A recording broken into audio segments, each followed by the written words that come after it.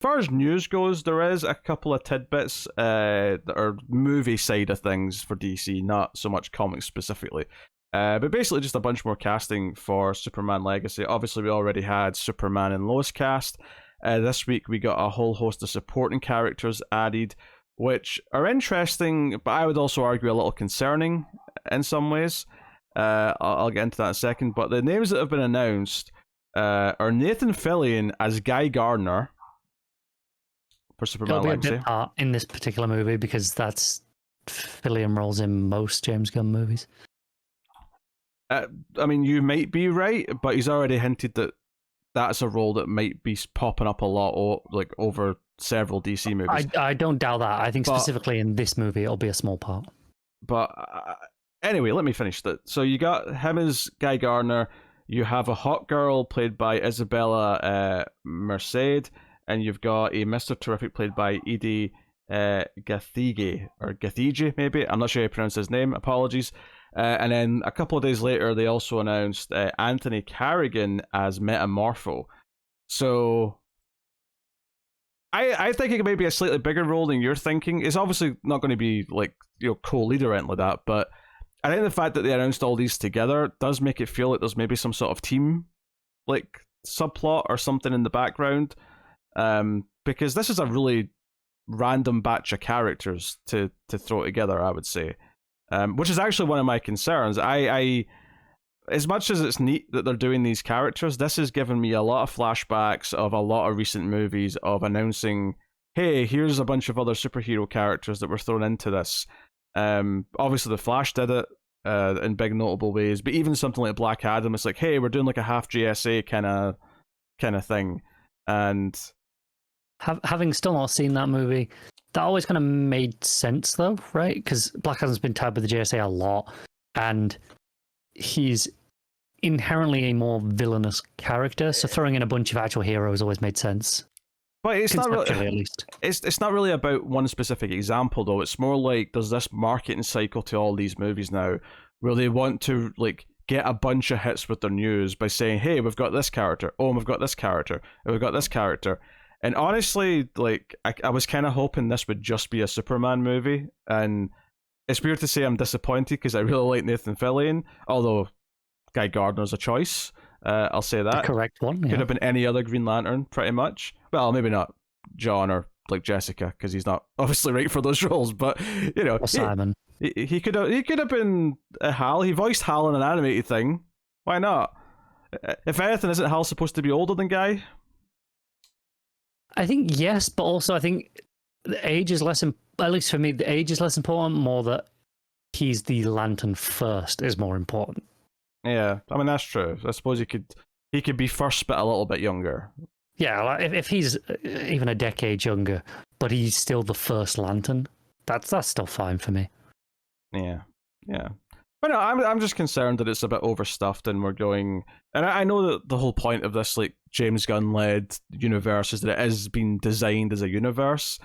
But there is a slight red flag for me that, hey, we've got 4 other superhero characters announced like this early. Like, if this was like a surprise, if we went to see the movie and like later on there was like a little scene where it's like, hey, cut to like Justice League International and there's Metamorpho, Guy Gardner, Mr. Terrific, and Hot Girl sitting around and they have a little cameo or something, that'd be neat. But announcing them as supporting characters is a little concerning to me.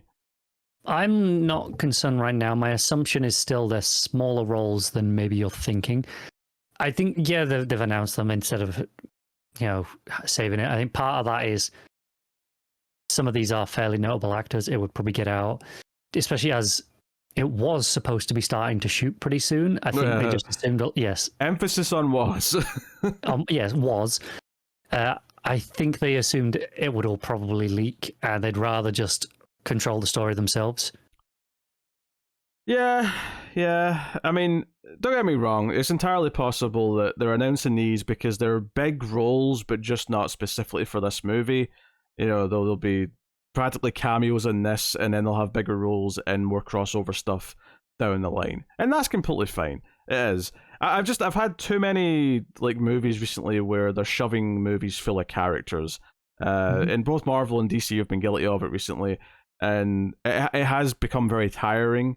And it's like, I mean, even like if you look at the Flash, and it's like they just out of nowhere. Oh, by the way, one of the main characters, this is a Supergirl that's been introduced for the first time, and it kind of reeks of that early DCEU stuff where it was like we're trying to catch up with Marvel, so we're skipping some steps and just shoving in characters willy nilly, trying to speed things up. Yeah.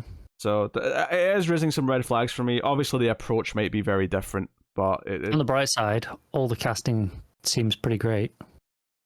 Oh yeah, there's no one there that I mean, I don't really know most of them, to be honest. Nathan Fillion's the only one that I really know, but I know Isabella Moss said she was in the she was the lead in that Dora the Explorer movie, which was surprisingly really good.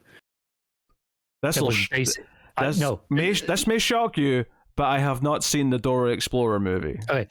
Having not seen the newest Indiana Jones movie, but based on what I know of it, and the general reception, probably the best Indiana Jones movie in like 20 years. Okay. So, take that as you may. More like 34 years, but... All right, fine. Well, the last good one came out the year I was born, so it's very easy to just... Okay, fair. do the math in my head, because it's my age. So, yeah. I hope... I mean, more than anything else, I want to see this movie. I want a trailer to come out in a couple of years' time. Right?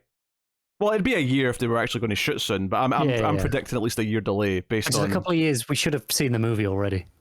Yeah. But, because of the actors and writer strike at the same time right now, the actors one especially, because I think the script was already written, which is why they thought they were going to be shooting soon. I suspect at least a year delay to the release date. Unless the strike... Along with every other release date, yeah. Oh yeah, it's not just this, it's every movie that's got a date for next year. Push them all back by a year, probably. Unless this strike is much quicker than we were thinking, but I doubt it. But I want, when the trailer to come out, I want to go, that looks good, it looks like a Superman movie, I want to feel excited, because there's very few superhero movies that have made me feel anything in their marketing in quite a while. The last one that I was excited to go see was the Matt Reeves one, because it was directed by Matt Reeves. It wasn't the superhero element to it that got me excited, it was... and I ended up really liking that movie. But you have to be careful not to get burned, because Man of Steel had a great trailer. And Man of Steel, it was the best part of the movie was the trailer. There's no denying that. But everything else, like I've seen trailers for Blue Beetle, and I'm like, it looks fine. But like, I saw a trailer for that for the first time when I went to see something at the cinema recently. What did I see? I don't remember. But I watched the trailer. I was like, huh. This is a real movie. I guess they're making this. I kind of it just doesn't feel real. The problem is there's so many superhero movies now that while any of them would have felt like an event if they were building up to them, and that's something Marvel capitalized on a lot early days of the MCU, and it was like, okay, Guardians of the Galaxy is this new thing, we're going to build up to it and we're going to make it feel like a big deal. Now there's so many of them that they kind of almost get lost in this shuffle, and even if you're not feeling the fatigue, which I do think a lot of people are, I definitely am, I think there is this kind of like, lessening of the, like, the more there is of something, inherently less special they all feel. And we're getting to this point now where we're doing characters like Blue Beetle, and it's like, well, you screwed up the Flash. So my trust and excitement levels are a little haywire right now,